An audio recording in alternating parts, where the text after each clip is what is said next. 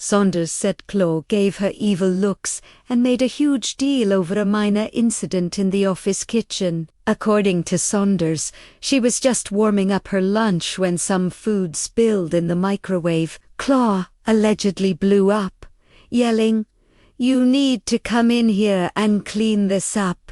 This is not how we do things around here." Saunders, a bit surprised, said she didn't even realize it made a mess, but agreed to clean it. Despite this, she said Claw just kept nagging her. Other co-workers apparently warned Saunders about Claw's personality. It was clear there was no love lost between them. Then things escalated dramatically. On September 9, 2009, police showed up at their workplace and arrested Saunders for felony vandalism. She had never been in trouble with the law before. This was a complete shock. She was taken to jail and spent 4 days and 3 nights behind bars. Her bail was initially set at a staggering $50,000. Though a judge later reduced it to $10,000. The arrest wasn't just a temporary nightmare. It cost her her job. Because she was in jail, she couldn't go to work. On top of that, Claw got a restraining order against her, which meant she couldn't return to the office anyway. So, she was fired. So, what led to this arrest? Let's go back a month to August 8th. Claw woke up to find her car had been vandalized. It was keyed all the way from one side, across the trunk, and up the passenger side. A total mess. But conveniently, she found a sticky note on her windshield. It was from a woman named Mary Smith. The note said Mary had witnessed the whole thing. This Mary Smith supposedly lived out of town but was visiting family in the area. She left a phone number. Now, here's where the story gets really interesting. Claw called the number and arranged to meet this Mary Smith.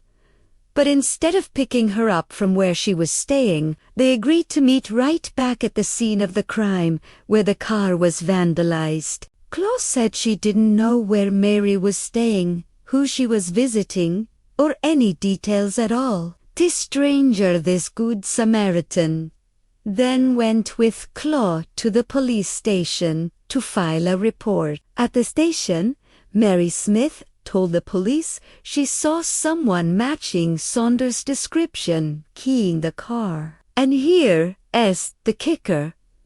She said she wrote down the license plate number of the Vandal-S car. When the police ran the plate, it came back registered to Saunders. This was the evidence that led to Saunders' arrest, her 4 days in jail, and the loss of her job. It all hinged on the testimony of this one witness, Mary Smith. But who is Mary Smith? This is the million-dollar question. When the case went to court, things started to unravel for Claw. The judge pointed out how incredibly convenient this whole story was. A stranger happens to witness the crime, lives or not, doesn't provide any verifiable details about where she's staying, but is willing to go to the police station. The police report even notes that the name of the family Mary was visiting was unknown. The district attorney scheduled hearings for the criminal case against Saunders. The judge asked Claw how many hearings she was asked to attend. Claw claimed she only appeared at the one she was subpoenaed for, but her key witness, the one person who could confirm everything, was a no-show. Did Mary Smith ever appear in court? Nope. The judge asked Claw, "Did you call her?" Claw's answer was no. Her excuse. She claimed the detective told her not to contact Mary.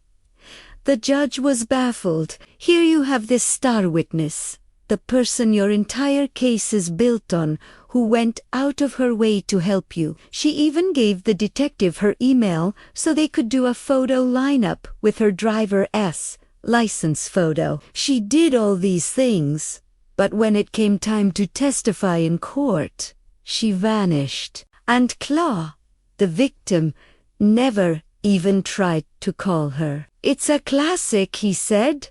She said scenario, but with a phantom witness. One woman, Saunders, lost her job and her freedom, spending days in jail for a crime she says she didn't commit. The other woman, Claw, claims she's a victim of vandalism, but her story relies entirely on a witness who is nowhere to be found. The judge was clearly skeptical, saying to Claw, "You get where I'm going?" Claw said, "Not really, Your Honor." The judge replied, "You're going to get there soon." This case shows just how quickly a workplace dispute can spiral out of control, and how a single accusation, especially one with questionable evidence, can have devastating consequences. Do you think Claw was telling the truth, or was Mary Smith a complete fabrication to frame a coworker she disliked? It's a wild story that makes you wonder what really happened. Let me know your theories in the comments. Thanks for watching, and if you enjoyed this story, make sure to like and subscribe for more.